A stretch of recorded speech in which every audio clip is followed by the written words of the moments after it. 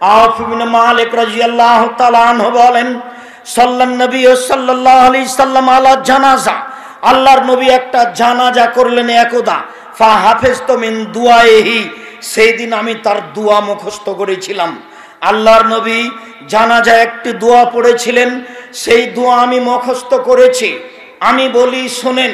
সাহাবী বলতে লাগলেন, সাহাবী বলছেন, আল্লাহর নবী বললেন, আল্লাহুম্মা গফির লাহু, আল্লাহ তুমি তাকে ক্ষমা করো, ওয়ারহামহু, তুমি তার প্রতি দয়া করো, ওয়াফিহি ওয়াফু আনহু, তুমি তাকে মাফ করো, তুমি তার প্রতি নিরাপত্তা অবতীর্ণ করো, ওয়াকরিম নুজুলাহু, তুমি তাকে দামি সম্মানী খাদ্য খেতে দাও, ওয়াসি মাদখালাহু, তুমি তার থাকার জায়গা প্রশস্ত করে দাও, ওয়ানাক্কিহু, তুমি তাকে ধুয়ে পরিষ্কার করে দাও, কামা নাক্কাইতা সাওয়াল আবিজ মিনাদ দানাস, তুমি যেমন সাদা কাপড়কে ময়লা থেকে ধুয়ে পরিষ্কার করো, আবদলহু দারান খায়রান মিন দারিহি, দুনিয়াতে যেই বাড়ি ছিল তার চেয়ে সুন্দর বাড়ি দাও, আহলান খায়রান মিন আহলিহি, দুনিয়ার যেই পরিবার ছিল তার চেয়ে সুন্দর পরিবার দাও, ওয়া জাওজান খায়রান মিন জাওজিহি, দুনিয়াতে যে স্ত্রী ছিল তার চেয়ে সুন্দর স্ত্রী দাও, আদখিলহুল জান্নাহ, তুমি তাকে জান্নাতে প্রবেশ করাও,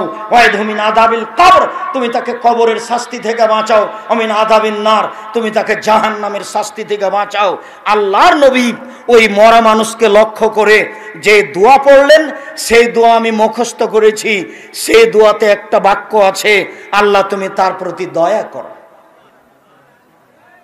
আবু হুরায়রা রাদিয়াল্লাহু তাআলা আনহু বলেন, ইন্না লিল্লাহি মিয়া রাহমা, আল্লাহর নিকটে ছিল 100টি দয়া, আনজালা মিনহা রাহমাতান ওয়াহিদা বাইনাল জিন্নি ওয়াল ইনসি ওয়াল হাম্মে, আল্লাহ তাআলা তার একটি দয়া অবতীর্ণ করলেন জিনের মাঝে, মানুষের মাঝে, চতুষ্পদ প্রাণীর মাঝে, হিংস্র প্রাণীর মাঝে। ফাবিহা ইয়াতাতাফুনা, একটি দয়ার ভিত্তিতে মানুষ পশু প্রাণী পরস্পরে ভালোবাসা দেখায়। অবেহায় তারা হামুনা, একটি দয়ার ভাগ পেয়ে পশু প্রাণী মানুষ পরস্পরে দয়া করে থাকে। অবেহা তা তো ফলোহাসলা দেহা, একটি দয়ার ভাগ পেয়ে হিংস্র প্রাণী তার বাচ্চার প্রতি দয়া করে।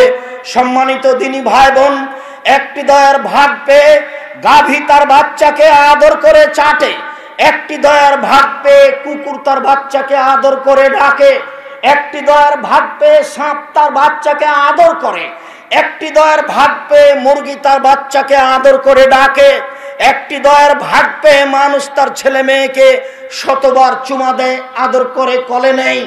99টি দয়া আক্ষর আল্লাহ তাআলা ৩৩ রহমা, আল্লাহ তাআলা 99টি দয়া রেখে দিয়েছেন নিজের কাছে। ইয়ারহামু বিহা আলা ইবাদিহি ইয়াউমুল কিয়ামা, এই 99টা দয়া দিয়ে আল্লাহ বিচারের মাঠে মানুষকে ক্ষমা করবেন।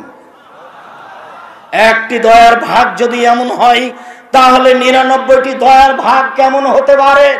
একটি দয়ার ভাগ যদি এমন হয়, তাহলে 99টি দয়ার ভাগ কেমন হতে পারে? উমর ইবনুল খাত্তাব রাদিয়াল্লাহু তাআলা আনহু বলেন, কাদেম আলান নবী সাল্লাল্লাহু আলাইহি সাল্লাম সাবিয়্য, আল্লাহর নবীর নিকটে একদল বন্দী মানুষ আসলো, আটকা পড়েছে, বন্দী হয়েছে। অবিহি ইমরাতুন, সেখানে ছিল একজন মহিলা, তাহাল্লাবু সাদিওহা, তার বাচ্চা না থাকার কারণে স্তনে দুধ বেশি হয়ে গেছে, মনে হচ্ছে যেন স্তন থেকে দুধ ঝরে পড়বে। তাসা, এমত অবস্থায় মহিলা ছুটাছুটি করছে, কোথায় বাচ্চা পাওয়া যাবে, বাচ্চাকে দুধ খাওয়াবে। ফা ওয়াজাদাত সাবিয়ান ফিস সাবিয়ে, হঠাৎ করে সে বন্দীদের মাঝে তার বাচ্চাকে পেয়ে নিয়েছে।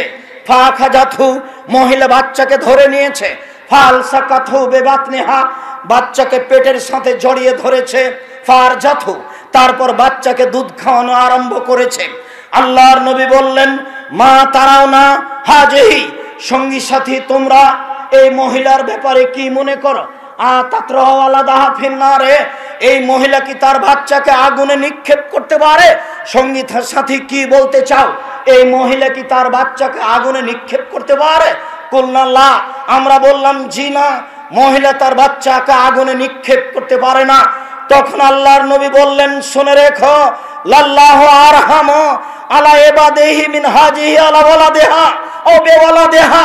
এই মহিলা তার বাচ্চার উপরে যত দয়াশীল, এই মহিলা তার বাচ্চার উপরে যত দয়াবান, এই মহিলা তার বাচ্চার উপরে যত দয়াশীল, আল্লাহ তার বান্দার উপরে এর চেয়ে লক্ষ কোটি গুণ বেশি দয়াশীল। মহিলা যেমন তার বাচ্চাকে জাহান্নামে নিক্ষেপ করতে পারে না, আগুনে নিক্ষেপ করতে পারে না, আল্লাহ তার বান্দাদেরকে আগুনে নিক্ষেপ করতে পারেন না। একটু দয়ার আশাধারী হওয়া দরকার।